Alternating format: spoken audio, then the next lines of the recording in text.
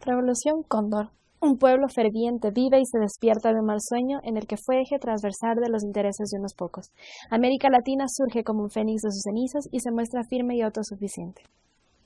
Buenos días, Ana y demás oyentes. En esta ocasión, el tema a considerar será la Operación Cóndor como parte de la Guerra Fría y la intervención directa de América Latina dentro del conflicto.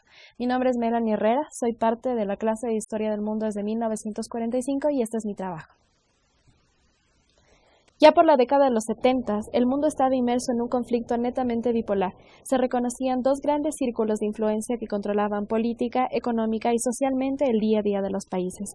La Guerra Fría se mostraba en un punto cúspide, en donde tanto Estados Unidos como la Unión Soviética luchaban por la implantación de una sola ideología global, considerando que solo uno de ellos pudiera ser el gran líder, el mismo que lograría implantar sus políticas y mantendría un control generalizado.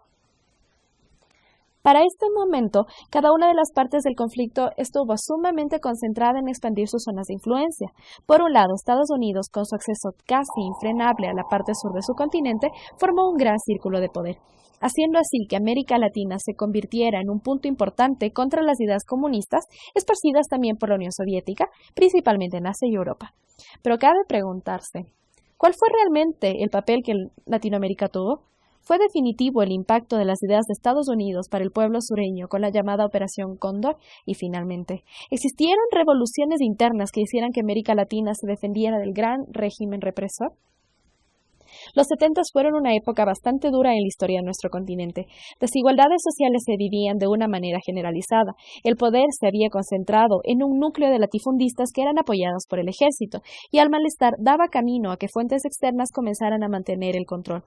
El Cono Sur fue punto clave de estas desigualdades, donde los países crearon un sistema de vida excluyente, con poca calidad de vida para sus habitantes. Estados Unidos ya había puesto mira a esta situación y apoyaba a los gobiernos enemigos de la democracia, teniendo ya un punto grave en contra en Centroamérica con la Revolución Socialista Cubana. Dada la situación, las dictaduras militares poco a poco fueron surgiendo en la parte sur de América y se fortalecieron con el apoyo directo de los norteamericanos que desarrollaron un proyecto llamado Doctrina de Seguridad Interna, en donde entrenaron las fuerzas militares y paramilitares al mismo tiempo en que fueron adiestrados con técnicas de tortura y elaboración de armamento. El Cono Sur fue un centro de batalla ideológica de la Guerra Fría. Se implantó una mentalidad compleja contra el comunismo y las dictaduras militares tomaron mucha fuerza. Aparecieron personajes que marcaron con certeza la historia en la segunda parte del siglo XX. Uno de ellos, y muy importante en este contexto, fue Augusto Pinochet, conocido por ser uno de los grandes íconos de la violación de derechos humanos. Su influencia era tal que funcionarios del aparato de seguridad nacional de Estados Unidos advirtieron que el bloque derechista, conformado por Chile, Argentina, Brasil, Uruguay, Bolivia y Paraguay, habían creado un núcleo de poder que podía escaparse de las manos de los estadounidenses. El mantener este poder generalizado con conexiones entre dictaduras necesitaba un plan de operaciones que hicieran que no exista oposición, y fue entonces cuando nació la Operación Cóndor, que tenía como objetivo perseguir adversarios políticos que habían escapado de las fronteras de países controlados por militares y que eran considerados como una amenaza para después desaparecerlos.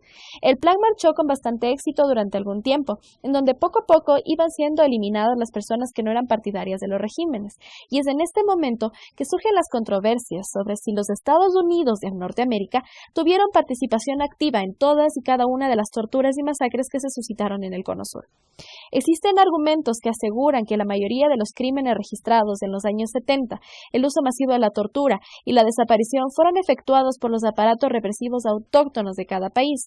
Sin embargo, la mayoría de autores refutan, mencionando que Estados Unidos fue partícipe directo en tales acciones. Al mismo tiempo que el pueblo latino iba siendo sometido bajo regímenes dictatoriales, surge una llama de esperanza, en donde desde abajo se van formando pequeñas revoluciones que hacen que poco a poco la dureza de las dictaduras sea contrapuesta. Proponía medidas nacionalistas opuestas a las oligarquías, en manera de partidos políticos, corrientes religiosas, arte, etc., cosa que representó un eje de desestabilización para la Casa Blanca, y lo veían incluso como infiltración comunista. La gente no quería más la injerencia de Estados Unidos dentro de su territorio y se fueron rebelando con acciones importantes como el postergamiento de los acuerdos de explotación de recursos naturales con multinacionales. La fuerza latina luchó y prosperó. Duros momentos fueron necesarios para que todo un pueblo se levante y con fuerza grite democracia.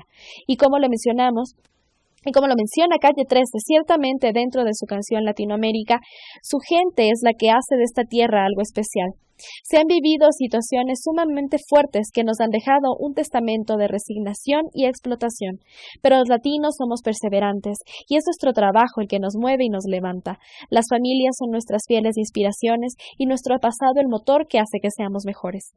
Somos una tierra llena de cultura, de santos y travesuras, llena de cuentos que contar, llena de experiencias, llena de rostros, llena de esperanzas. Latinoamérica es firme y no se deja doblegar nunca más. Latinoamérica es vida, Latinoamérica somos nosotros. Muchas gracias. La bibliografía que utilicé para hacer este análisis es la siguiente.